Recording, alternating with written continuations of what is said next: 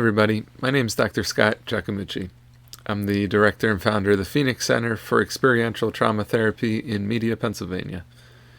I'm board certified in clinical social work and psychodrama, and I'm an experiential therapy trainer and educator. I'm really excited that you found this video, and I hope that you find it helpful in your work. This is part of an ongoing video series highlighting my recently published book, Social Work, Sociometry, and Psychodrama, Experiential Approaches for Group Therapists, Community Leaders, and Social Workers. In this video series, we'll be going through the book chapter by chapter to articulate some of the content of the book, to warm you up to the book perhaps, or to help you further understand, process, and digest the content and the processes that are outlined in this book. If you haven't already gotten a copy of the book, you can download it for free online at Springer Nature's website, the publisher, or on Amazon through their ebook platform. If you do find the book helpful, I would be incredibly grateful if you considered leaving an Amazon review, an honest Amazon review about the book, so that we can help reach future audiences. Now, we also have 5 elements of a psychodrama. The first one is the stage. So this is the space where the psychodrama group takes place, where it's held. Now, Moreno designed a fancy psychodrama stage that was congruent with his mysticism and philosophy and psychodrama theories, and it's a circular stage with multiple layers representing different layers of warm-up. In pretty much most psychodramatists, they just designate an area of the room to be the stage. The group room becomes the stage. So the stage doesn't have to be fancy, it doesn't have to be elevated, it doesn't even have to be physically distinguishable from the rest of the room. It just needs to be an area that's been designated for the action to take place, for the role play to take place. So first element is the stage. It's the portal into surplus reality. The second element of a psychodrama is the protagonist. So in order to have a psychodrama, we have to have a protagonist. There has to be a topic, a theme, a story. There has to be roles and relationships that we put into action. And those all come from the protagonist.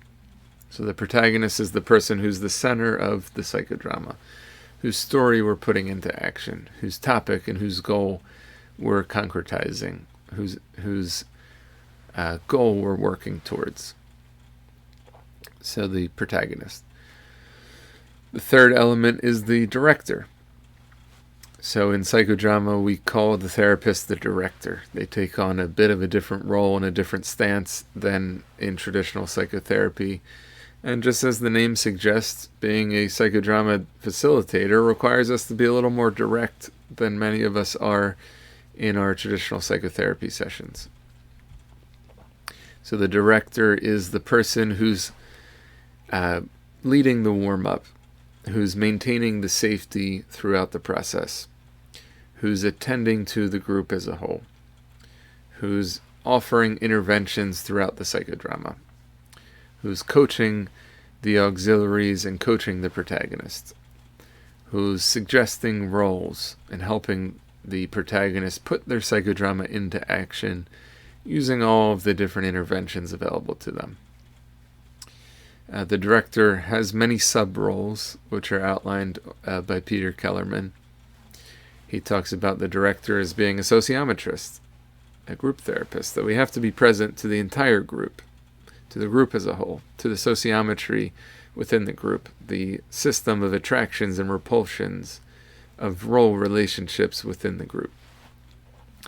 That the psychodramatist is also an analyst, in that we're analyzing what's happening. We're trying to make sense of the dynamics within the group, within the psychodrama. We're making meaning of, we're analyzing, we're offering insights. The third sub-role of director is the therapist. That the psychodramatist, the director, has to be a therapist. And this is about leveraging relationship, about compassion, about understanding. It's really humanistic in that sense. The therapist sub-role of director is really where change for the individual is implemented through the therapist role, sub-role. And the fourth sub-role of director is the producer.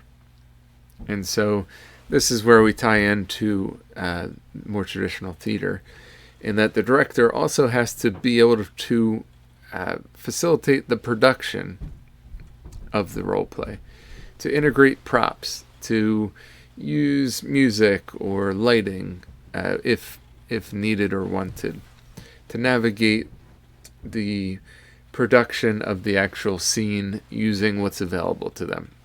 Sometimes I do psychodramas where I don't have any props, and it's all surplus reality. Sometimes we often use scarves as props in psychodramas to enhance that production. And different psychodramatists have different ways of working. Some are more developed in the producer role than others.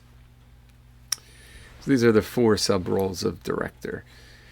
And the director is the third element of the 5 elements of psychodrama. The fourth element of psychodrama is the auxiliary egos, the auxiliary role players. So the auxiliary roles are the other roles that are needed in addition to the protagonist role to make the scene happen, to concretize the scene, to put the scene into action. So if someone's doing a psychodrama where they're talking to their child, the child role would be an auxiliary role.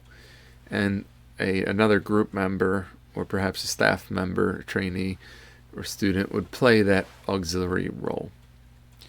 In psychodrama is a bit different in that it really emphasizes how the healing happens between the protagonist and the auxiliary roles, rather than between the protagonist and the director.